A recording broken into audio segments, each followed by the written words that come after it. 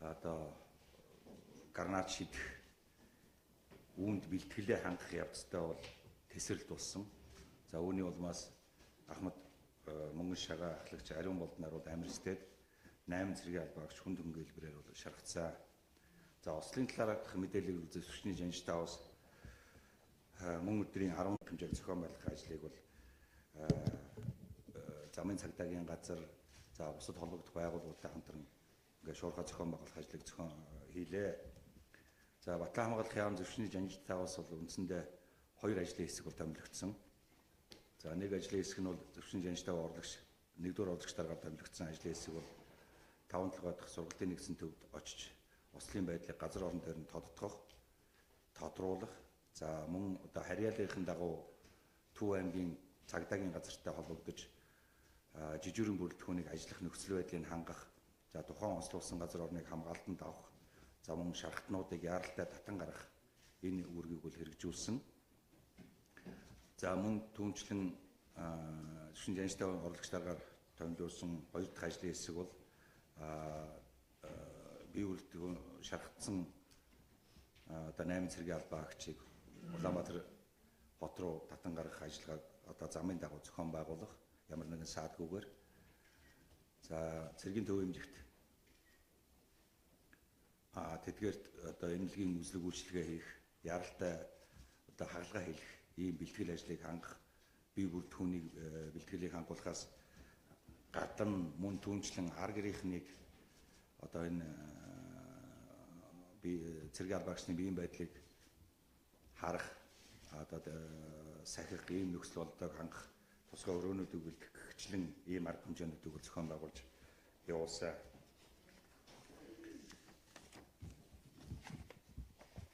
За шаргацсан 8 цэргийн албаагчийг бол цэргийн төв эмнэлэгт татаа авчирч шаардлагатай одоо арга хэмжээнүүдийг авсан.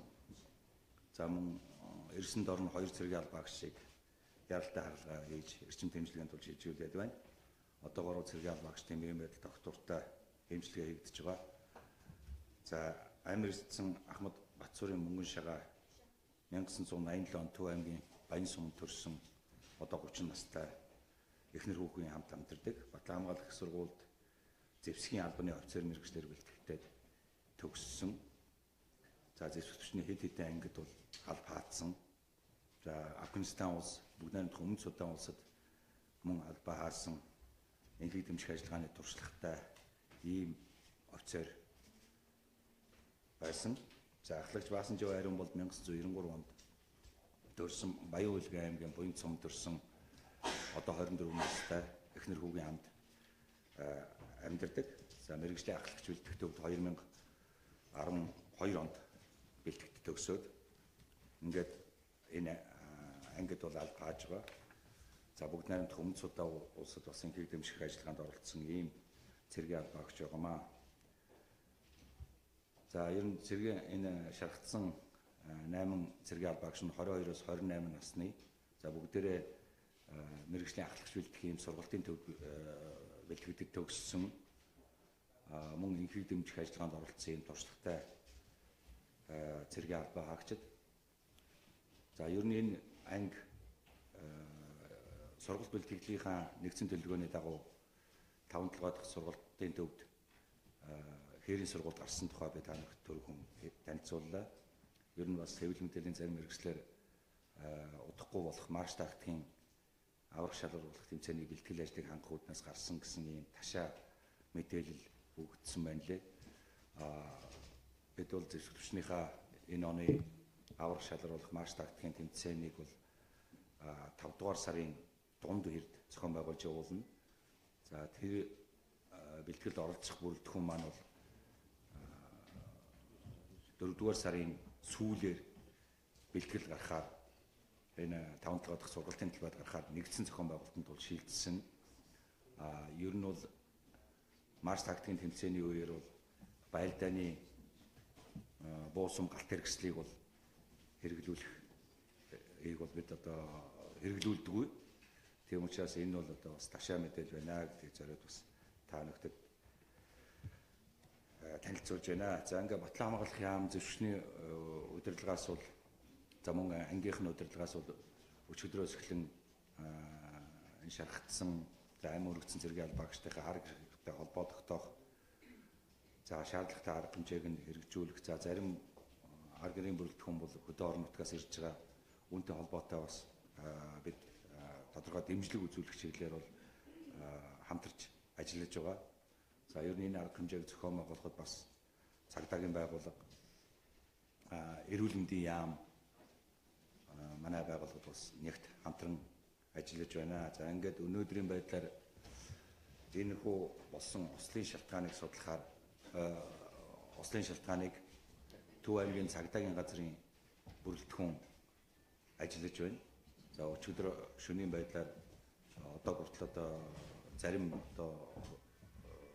шархдагчтай цэргийн албан багштай уулзаж мэдүүлэг авсан. За мөн 5-7 байрлалд байгаа одоо ангийнхан бүрэлдэхүүнээс мөн зарим цэргийн албан багштаас мэдүүлэг авсан байна.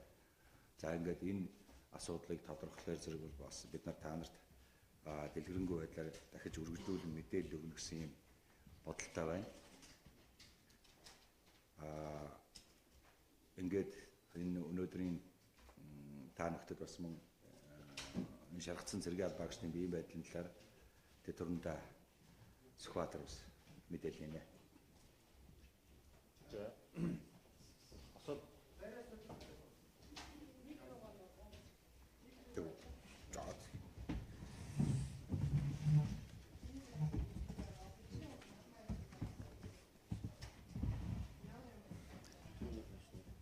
За осол болсон даруйд 5-7 гаруйд байрлаж байсан Тэшний 311 болон 350 дугаар ангийн эмнэлгийн бие бүрэлдэхүүн ослын газар анхаарчны тусламжийг бол нийт гэмтсэн цэргийн албан багшд үзүүлсэн. За нас барсан 2 цэргийн албан багшийн хувьд бол гэмтэл нь хүн зэргийн гэмтэлтэй амь насыг авах боломжгүй ийм гэмтлүүд байсан. За үлдсэн цэргийн албан багшийг цэргийн төвөөрөмдөд тээвэрлэх татан гаргалтыг хийх ажлуудыг Тэшний жанжигчтай цэргийн төвөөрөмдтэй хамтран зохион байгуулсан. За ослын талаарх мэдээллийг шуурхай авч эмнэлгийн шуурхай бүлгүүдийг ажиллагаанд оруулж эмнэлгийн 2 шуурхай бүлэг газар орон дээр очиж ажилласан байгаа. За тус бүр нь 3 хүний бүрэлдэхүүнтэй 2 шуурхай бүлэг очиж ажилласан. За татан гаргалтыг зохион байгуулж анхны өвчтөн 19 цаг 58 минутанд цэргийн төвөөрөмдөгт ирсэн. За сүүлийн өвчтөн 20 цаг 17 минут ирсэн. За 2 цэргийн албан багш яалтаа журмаар хагалгаанд орсон. За ихэвчлэн тесрэлтийн улмаас үүсэн гадны бишт буюу гранатын хэсгүүд, за мөчтөөр ихэвчлэн гараар гарны сарвуу хэсгээ болон доод мөч гоё болон шидний хэсгүүдээр зөөл ийд нэвчиж орсон багцгийн тусаалтын юм байдалтай байсан.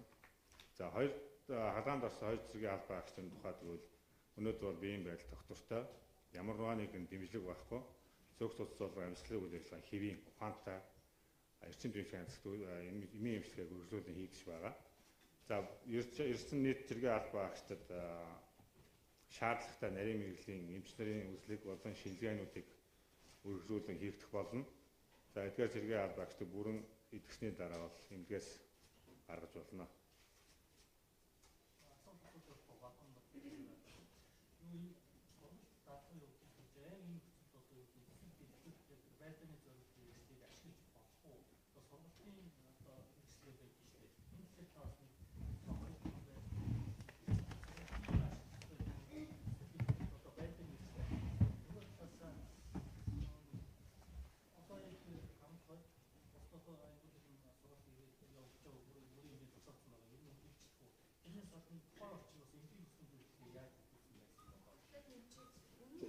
Байж уучлаарай. Би чинь шууд нэг хэвээр нь хариулбал арай юу авах тэгээ. За хаанаас явж байна? За юуны өмнө би түрүү хэлсэндээ ер нь сургалт үйлтгэлийн үе шат болгоны 2 үе шат бий. Энэ шат үеүүдийн төгсгөлд нь хээрийн сургалтууд явагддаг. Тэгэхээр хээрийн сургалт дадлагын явцад бол байдааны сум галт хэрэгслийг хэрэглэхээр ингээд манайд заагдсан. Тэгэхээр энэ явцдаа бол бид түрүү хэллээ байлдааны буу сум галт хэрэгсэл, за мөн одоо артиллерийн их хууны буудлагууд, зенитийн буудлагууд, саяхан бид нар зенитийн одоо салбаруудын байлдааны буудлагыг хийгээд дууссан. За мөн одоо байлдааны харуултуудыг энэ үеэр хэрэгэлдэг учраас энэ бол одоо явагддаг ном дүрм журмынхаа дагуу явагдсан ийм арга хэмжээ гэж үзэж байгаа. За хоёрдугаар юу гэлээ?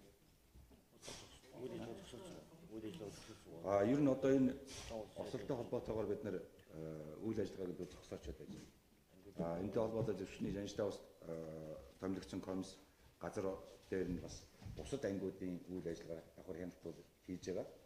Гэхдээ яг одоо өчигдрийн 4 сарын 11-нд болсон энэ үйл ажиллагааны өөр мөн манай жанштайван ажлын хэсэг томилогдоод энэ ер нь ангиудаар явж энэ хаврын буудлага дадлагын өөр бол заавал ийм хяналт шалгалтын ажлуудыг заавал хийгддэг.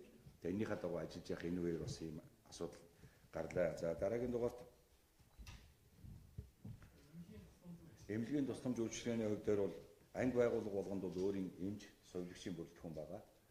За сургалтын нэгдсэн төв өөрөө нэгдүгээр шатны эмнэлэгтэй анхан шатны тусламж үзүүлэх татан гарах эмнэлгийн автомашин бий. За мөн түншлэн эмч совилогчийн бүрэлдэхүүндээ 5 оны бүрэлдэхүүнтэй ийм эмнэлэг тэндээ ажиллаж байдаг. Тэгээд өчигдрийн байдлаар анхан шатны тусламжийг бол газар дээр нь маш шуурхай үзүүлсэн. Өөрөөр хэлбэл аймаг өргөцсөн 2 нас цэргийн албаагчдын харамсалтайгаар одоо ийм эмнэлгийн тусламж аваад нас барлаа. За бусад буй бүрэлдэхүүнд нь эмнэлгийн яаралтай эмнэлгийн тусламжуудыг бол дараагийн одоо шатны эмнэлэгч шилжүүлэх татан гаргалтыг хийх хүртэлх энэ хугацаанд бол маш шуурхай зохион байгуулсан байна гэж манай ажлын хэсэг бол газар дээр нь ирсэн бүрэлдэхүүн бол надад танилцуулсан.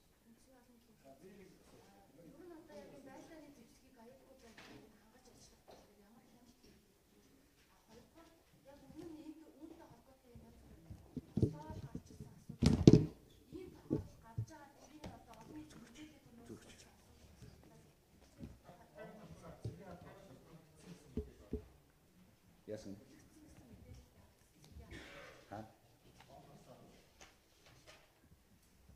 Одоогор биднэрт бол тийм мэдээлэл алга байна. Ер нь бол манайд жил болгон сургалтынхаа үе шатуудын төгсгөл 2 удаа сахилга энэ осол зөрчлийн талаар байнга мэдээлэл хийгдэг. Энэ мэдээллийн тухай Монгол Улсын ерөнхий зөвшөөрлийн ерөнхий командлагч болон Батлан хамгаалалтын сайдын зөвлөлд заавал танилцуулдаг юм манай журамтай. За ер нь бол байлдааны сум галт хэрэгслийн талаар бол энэтэй харьцах бүх төрлийн аюулгүй зааврууд бол одоо нийтмийн бүрэлдэхүүнд бол байнга танилцуулагдж байгаа.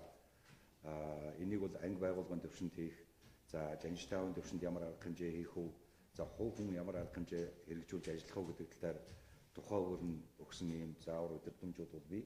Тэгэхээр энэ тухайд бол ном журмынхаа дагуу явагдаж байгаа. За би Монсон байрны хэсгээс сурталчилъя. Сайхан хэсэгтүүж. Энэ нь ингээд таны мэдээллийг сонслоо болсон зүйлийг цоогоор хэлчихлээ. Энэ яахааргүй туршлагатай ийм сэргийн аваач тохиолддог басны зархуус болжээ. Энд одоо манай агентлагын өмнөөс бас мөн нэг илэрхийлье. Мэдээллийг бол бид үнэн шуурхай бодтой дамжуулнаа. Нэгдүгээр хоёрдугаар түүхэд би одоо 82-83 онд орцоор цэргийн оюутны сэргийн хөтөлбөр хийжсэн. Намжир болоод бас бидний гранатын сургуулийг нэг их туршлагатай бошууч бас гадраа гранаталдаад өөрөөсөө гаргуулж ирсэн. Тэгээ ганц үнэтэй үйл болж ирсэн. Энэ зовлон юм бол санаандгүй эчнийн туршлагатай хүмүүст ихэрдэг. Бас нэг одоо тааны хэрэгжлийн ялдаа гэдэг шиг бас тэгээд их санаа юм дагаж болд юм аа. Энэ бол яг тухайн тохиолдлыг одоо бид ойлголоо. Нэг миний асуух чинь энэ аргийн энэ улсуудад ямар мөнгөн тэтгэмж аргид нь ямар тусдаа үзүүлэхээр өнөөдөр та нар шийдэж байна вэ? Энийг л асуу. Нэг одоо болцсон юм гэж. За. Энэ дээр тодорхойлж байна. За юуны өмнө хуулиараа цэргийн албаагчдад чинь тэтгэмжийн тухай Монгол Улсын хууль байгаа. Энэ хуулийн заагдсанаар байлдааны үүрэг гүйцэтгэх, энхийг дэмжих ажиллагаанд оролцох, байлдааны галт хэрэгсэл, сум, тесрэх, бодистой үүргийнхээ дагуу харьцах гэх мэтлэн энэ нөхцөл байдлуудад оролцсон ослын улмаас нас барсан зэргийн албаа хаагчид үндсэн цалингийн 10 жилийн одоо тэнцэх тэтгэмж олгоно гэсэн юм зарлалт байгаа. 10 жил. Тэгээ энэ бол одоо цэргийн албаа хаагчийн тэтгэмжийн тухай хуулийн дээр байгаа. Та нар үнийг үзэж болно. Тэгээ энэний дагуу тэтгэмжийг олгоно. За түүнээс гадна хэрвээ тухайн одоо гэр бүлийн гишүүдэд нь хөдөлмөрийн чадваргүй ийм гишүүн байсан тохиолдолд тэжээгч алдсны тэтгэвэр олох ийм хуулийн залттай. Тэгээ одоо энийг бол нийгмийн юуны холбогдох байгууллагууд судлаад бол хариуг нь одоо шийдийг нь бол гаргах бах. Гэхдээ энэ дээр жанжтай бол өөрсдөө бид нар судалж байгаа. Харин энэ өнөө өглөөний байдлаар зөвхөн жанжтай өнөргөн тушаалаар энэ нас барсныхын тэтгэмжийг олохоор ингээд шийдвэрлээд ингээд явж байна.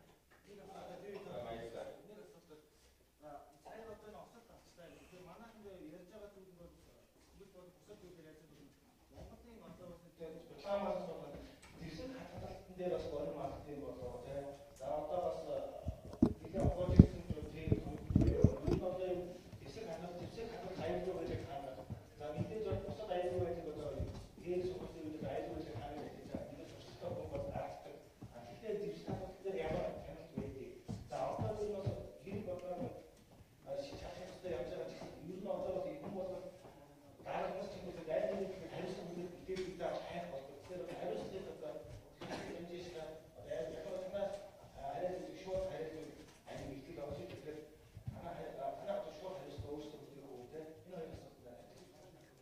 За шаардлагатай хэрвээ одоо хуулийн хэлтийн байгууллага тогтоогоод ослын бодис шалтгааныг тогтоогоод ирэхээр бид нар бол хариуцлага шууд хүлээнэ. Холбогд хаалганд шаардлагууд өвчний жанжтаавын удирдлагын бүрэлдэхүүнээс байна уу? Одоо тухайн ангиас байна уу? Бид энийг шат чатандаа тодорхой юу хариуцлагын тогтолцоо бол манай зөвшөөрчөнд бол маш тодорхой. Энэ хуулиараач тэр мөн цэргийн нийтлэг дүрмүүдч тэр тодорхой заагдсан.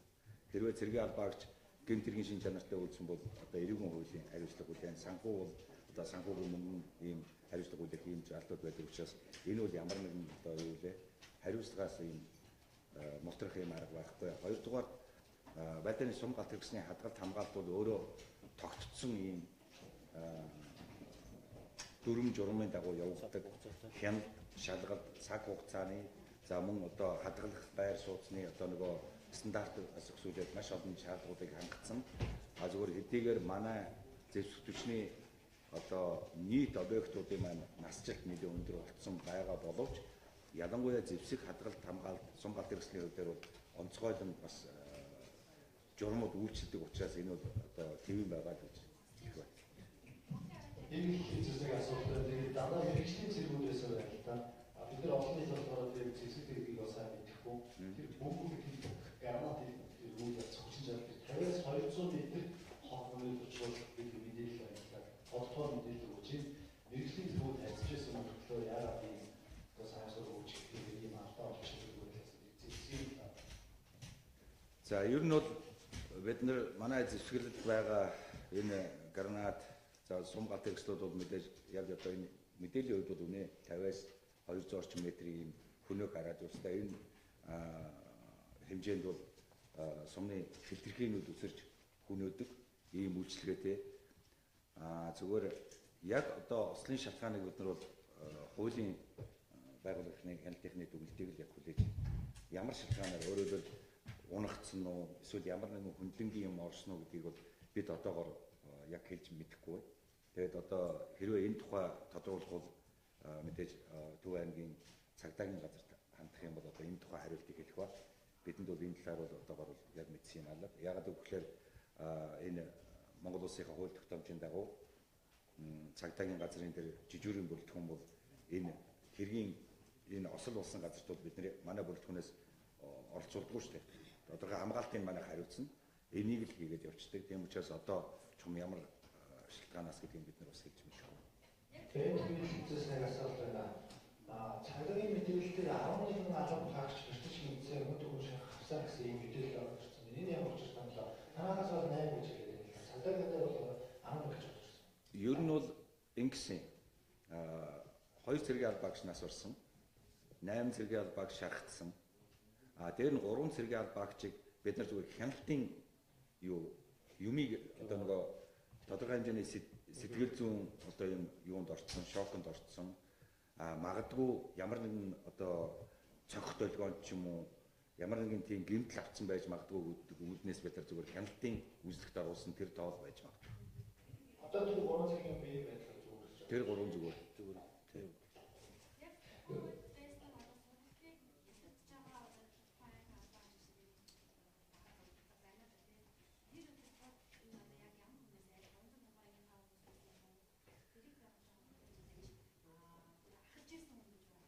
Тэг. Яг ахалж ирсэн хүмүүс маань энэ нас орсон Ахмад Мөнгөн Шагаа гэдэг хүмүүс маань л болж байгаа. Тэг. Ягаад гэвэл манай энэ бүрэлдэхүүн чинь хэд хэдэн хэсэгт ийм хичээлийн цэгүүдээр нөгөө дад юугаа бэлтгэлээ хангаж явдаг. Буудлага хийсэн ч юм уу ялгаа байхгүй тэр шугамаараа явдаг. Тэгээд яг энэ хэсэгтээ л ийм асуудал болсон.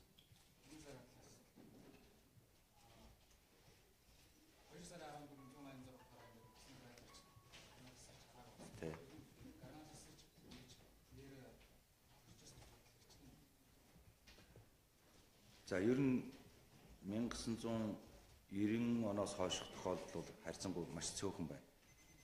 За магадгүй энэ үед бид нар тодорхой хэмжээний цомгтгол хийгдсэн төсөв хөрөнгөтэй холбоотой байлдааны сургууль, ялангуяа энэ хээрийн даатгууд бол маш цөөхөн хийгдчихсэн нэг тийм үе тохиолдсон. Ингээ 2000 оны ер нь сүүлч үеэс эхлээд төрөөс Батлан хамгаалах бодлогыг одоо хэрэгжүүлэх, зөвшөөрснийг хөгжүүлэх чиглэлээр нэлээд олон чухал арга хэмжээ авсан. Төсөв хөрөнгөтэй холбоотой ингээд байлдааны бэлтгэл сургалт бол ямар нэгэн одоо тасалтгүй явагдаж эхэлсэн. Тэгэд энэтэй холбоотойгоор бас гарсан гэж одоо бас тэгж хэлэхгүй байна. Ер нь энэс өмнө бол гарсан тохиолдол бий. 1990 оноос өмнө бол гарсан тохиолдол бий. 186 дугаар ангийн тэр байлагчийн тухайд бол Гарнатын тэр гал гэж нэг юм жижиг хэсэг үйл дээ. Энэ тустай байх үедээ бол хүний амь насанд аюулгүй боловч эд эрхтний гинтэх юм хөнөөлтөө үүнийг л нөгөө юу тэр хийгээд дууссан байгаа. Тэгээд одоо цаашдаа бас үргэлжлүүлээд одоо холбогдох хууль тогтоомжийн дагуу тухайн иргэнд албаагч одоо юу тэтгэмжийг олгох юм ажиллагаанууд бол явагдана.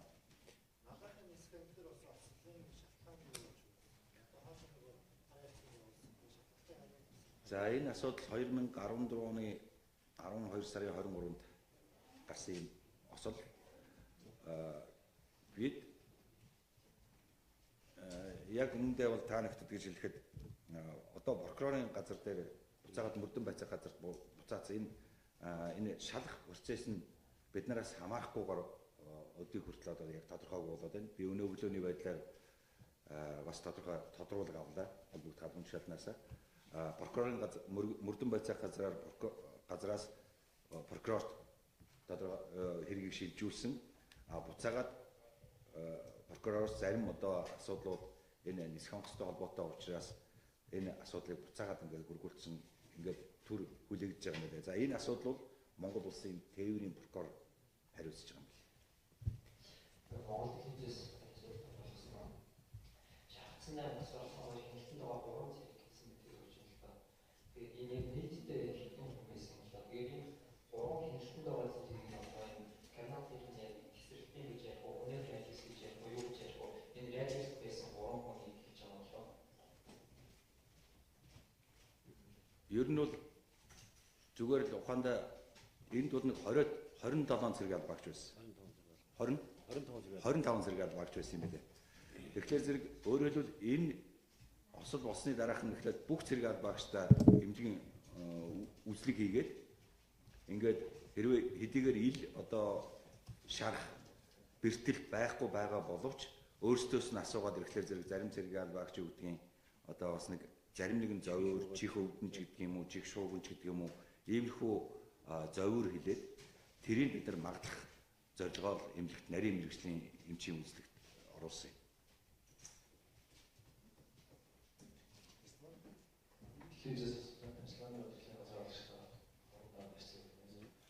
Ажиллагааны үед байдлаар гац хэсэгтэй харьцаж байгаа үед бас сэтгэл зүйн хямралын төвшин ч бас сэтгэл зүй байдлыг ер нь хандаж мэдж өмнө уусгахын тийм үнэлгийг хийх үү? Чи тэр хэдэн удаа яг ಈ байдлаар ажиллагаас болох юм уу? Тэр үедээ сэтгэл хандлтанд оруулж байгаа. Ер нь бол сэтгэл зүйн чиглэлээр бол манай ангиуд дээр бол байнгын сургалт явагддаг.